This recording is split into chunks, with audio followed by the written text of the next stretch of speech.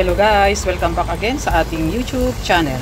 So for today's video ay magluluto tayo ng buridibod, Ilocano dish. Yung ating mga kababayan na kapwa Ilocano, siguradong sila lang ang makakarelate nito. Yung ating lulutuing buridibod. Kaya ito guys, pinapakuluan na natin yung ating kamote. Itong puti, kamote rin guys. At itong dilaw ay hindi kalabasa, kundi kamote rin to. At naglagay din tayo ng luya, bagoong isda at saka syempre yung tubig.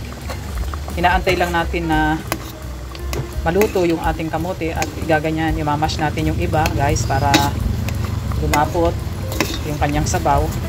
At ito na nga, nadudurog na natin. Ito guys ay napakasimple pero napakasarap. Buridibod. Ayan guys, na mash na natin yung iba.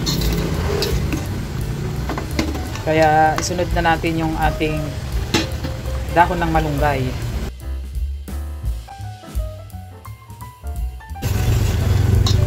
Hindi na natin siya tatakpan guys para hindi maglasang napasteng ang tawag namin sa Ilocano, yung malunggay. Napasteng, yung parang maglalasang pait siya. Kaya ganyan-ganyan lang natin. At itong dahon ng malunggay ay mabilis lang siyang maluto. Kaya ayan na nga guys, it's done na ang ating buridibod, Ilocano dish. Kaya thank you for watching and don't forget to subscribe. Bye bye!